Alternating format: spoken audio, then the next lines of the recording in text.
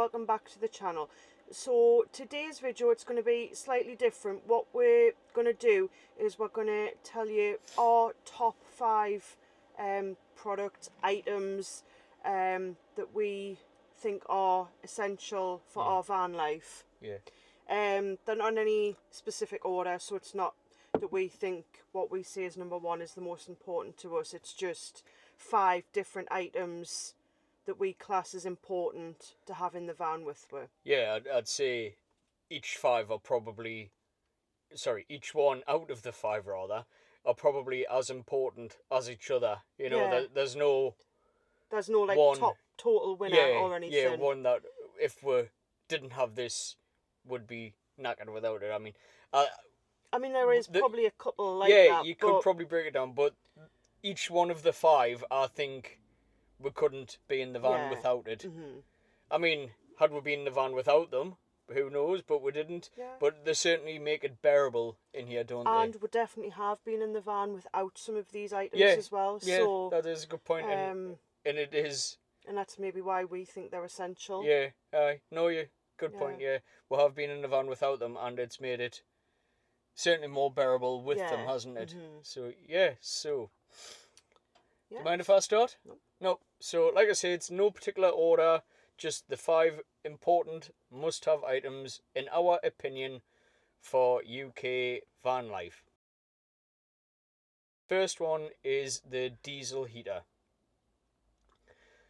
So, I installed the diesel heater with my dad. When I say I did, I watched him, because you know how it is by now. I tell him what we need, he gets the short straw every time and has to do it, only because I'm absolutely clueless. But anyway, the diesel heater, we've just turned it off to record this video, because even though it's May, the weather seems to forgot that it's meant to be warming up. Well, it does for the odd day, and then it goes back to being, it's just horrible at the minute. Yeah, like I say, I mean, we came out to record this video, it's the 3rd of May, is it? Yeah, because my birthday tomorrow. Aye, so it's the 3rd of May, and normally would be kind of it'd be t-shirt weather at least, you know. But we had to put the heater on to come into the van to record this. Like I say, there was that time where we were away with James and Gretna, and were able to just not even getting out of bed, turn the heater on with the remote control. You know, I done the same when I was away last week with little Simba, just me and the dog. Yeah. That's a really good feature to have, to be fair. You don't need to get out of bed. You don't have to get out. You just stash your keys under the pillow, and then when you wake up, if it's freezing, turn the heater on and hide until it warms up. But yeah, so number 1, our diesel heater. So number 2 is a Skylight with a fan. So obviously we've got ours up here. You just twist the handle. It's a little. You might not be able to. Well, you probably can't see. No. You'll see me move my hand. You'll be able to see the extra light coming in. Yeah. We've got a fan built into it. I'll just close it again because it's letting all the heat out. Sorry, I've took over this. Got a fan built into it, and I've put a multi-directional switch on, so you can have it either extracting or drawn in. And also I've put a speed control switch, so you can have it on just light or right up to full speed, you know. It's not as good as the Max Fan Deluxe Ferrari models that people seem to rave about. Yes, we would have loved one, but we just couldn't afford the 350 quid or whatever it was.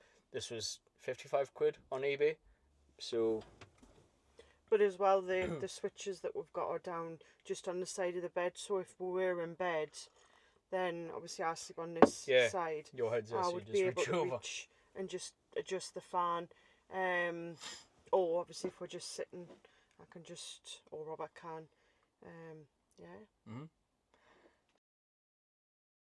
It's 12 volt power in USB output. We've got 5 or 6, I think Robert counted. So we've got 5 regular USBs. And then a USB-C. One USB-C. Which is the quick charger. I think some of the regular USBs as well, have got the fast charge thing as well. Like the higher amps, I think it's a 2 or 3 amp output I don't know. It does tell you, but the green. Well, I think it's a green one, isn't it, or some colour green? Know, I think.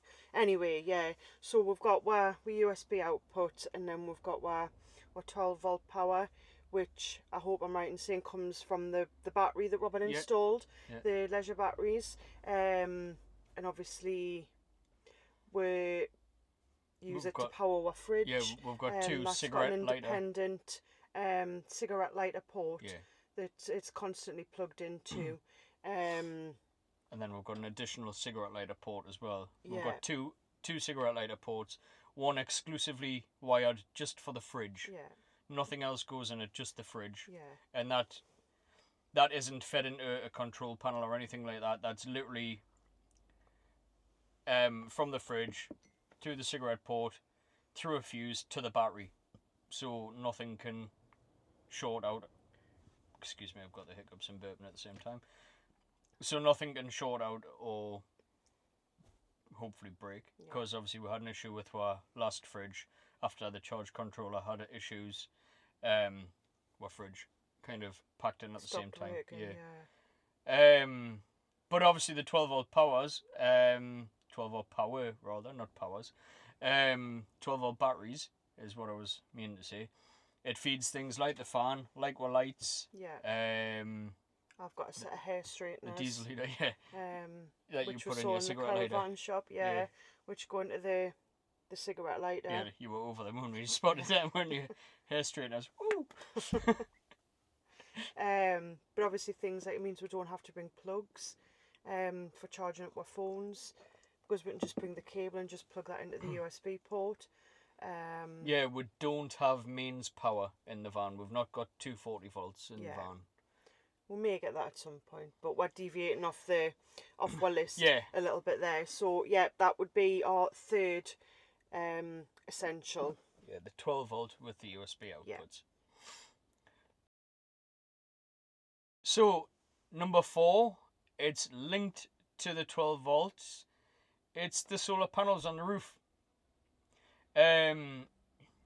We've got the split charge relay, obviously as you're driving, that feeds into the batteries. And it did work, it was good, yeah. I mean, it gave what the charge we needed, but we were noticing, like, when we had our fridge and we're charging our phones and we're powering lights, it was, like, dropping a bit, and we're a bit wary, because while I've installed it and I've read a little bit, we're not experts on it by any means. I mean, certainly the charge controller, when I posted the video about it breaking, the last one, people were asking, like, how many amps and other things, and it's like straight over my head. There's a little display on the front. It tells you the voltage of the batteries at the moment, and basically I read on, I don't know if it was online or if it was in the Will Prowse Solar for Beginners book, but basically it said don't let lead batteries get below 12.2 volts and they'll work great for years. So that's what we go by. We've got the display on here, and we never let it get below 12.2 volts. If it's getting down below that, or close to that rather, we'll turn everything off. I'll jump in the driver's seat, I'll turn the key on. But since we put the solar panels on, again I was getting sidetracked, sorry. Since we put the solar panels on the roof, and especially since we put the second one on, not long ago, me and my dad put a second one on, it's never got down anywhere close to 12.2. So we've got 170 watt panel that we put on first, and then we put an additional 100 watt panel on, so 270 watts in total. Granted, we're not living in the van. It would be possibly a different story if we're in the van all the time, but we're not, and that's that. Like I say, we've never gone anywhere near to even having to worry about turning things off and turning the engine on to charge the batteries up. So yeah, item number 4 is the solar panel system. And our last item, like I say, it's not the least important. Some people might say it's the most important, who knows? But in our opinion, Laura, what is the last item? Is a toilet. Yeah, so again, some of the van life videos I watch, and even our next door neighbour who have a VW camper van. It's a lovely van. Don't have a toilet. You know, I understand. Like my neighbours, they go to campsites where there's facilities, so that's champion. You know, whereas me, I'm Titan, going rough it by the side of the road where there isn't always toilet facilities.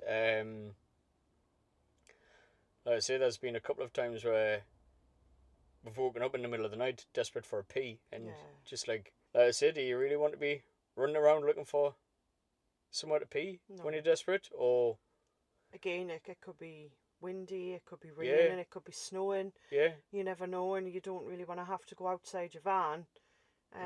Just like you wouldn't want to have to go outside your house. Yeah. You just want to be able to go to the toilet. Yeah, like in days gone by, where people had to go out to the outhouse and stuff. Yeah, you don't want to do that, do you? At least not in our opinion. No, but, I wouldn't. So yeah, I agree 100%. So our last item, toilet.